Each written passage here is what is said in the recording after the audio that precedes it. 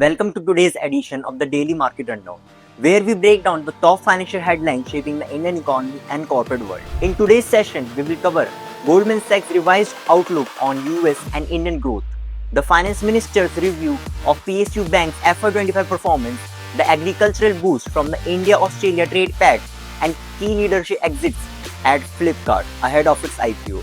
Let's dive into the details.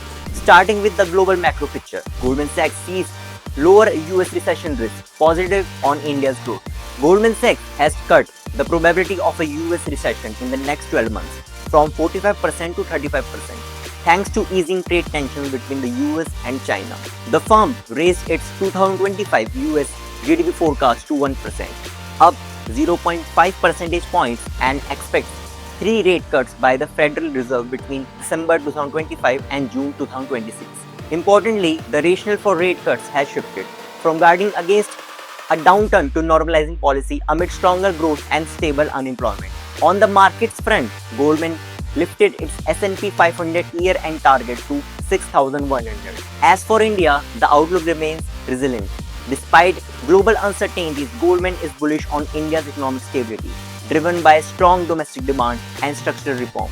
Turning to public sector banking, Financial Minister Sitharaman to review PSU Bank scorecards on May 15.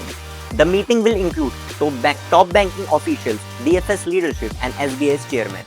Key focus areas include profitability, asset quality, credit outreach to underserved segments, progress in digital marketing, and financial inclusion under schemes like Jan Dhan and PM Savan Nidhi. The review also aims to gauge recovery efforts in bad loans and strengthen governance and amid global uncertainty. This comes after the government's Operation Sindoor, which prioritized cybersecurity in banking.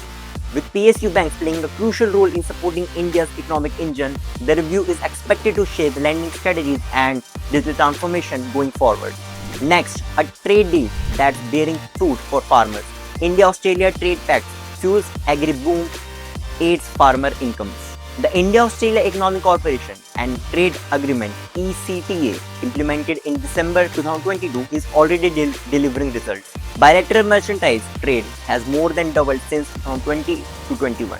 Australian agriculture exports to India surged 60% in the first year, with key commodities including lentils, sheep meat, seafood, and almonds. India's exports to Australia have also grown, albeit at a slower pace. Under ECTA, over 85% of Australian goods exports to India are now tariff-free, rising to 90% by 2026. A notable benefit, a TRQ that slashes tariffs on 150,000 tons of lentils annually. Strategically, Australian farmers are diversifying away from China, and India is emerging as a preferred market. And finally, a shake-up in the e-commerce space. Flipkart sees senior exits as it cuts cost and gears for IPO. As Flipkart gears up for its long-awaited IPO, the company is seeing a wave of senior-level departures. 4 top executives, including Ankit Jain, grocery head, Prajakta Kanaglekar, HR Tech VP, Anurag Singhvi, analytics head, and Ganesh Ramaswamy, Flipkart and Cleartrip VP, have exited. Jain is set to join Swiggy Instamart as SVP. These changes coincide with Flipkart's aggressive push into quick commerce. The company plans to open 500 dark stores over the next 8 months for its Flipkart Minutes service. At the same time, it's slashing operational costs, cutting monthly expenses from $40 million to $20 million, and shutting down non-core units like Flipkart Health Plus. Despite the churn, Flipkart Internet's FY24 performance was strong. Revenue rose 21% to Rs 17,907 crore, and losses dropped 41% to 2,358 rupees crore, aided by a jump in advertising revenue. As IPO ambitions solidify, Flipkart is tightening its ship while maintaining growth momentum. So that's a wrap up on today's market update. From Goldman Sachs' improved outlook for the US and India to the Financial Minister's scrutiny of PSU banks, an agricultural windfall from the India-Australia trade pact, and Flipkart's restructuring ahead of its IPO.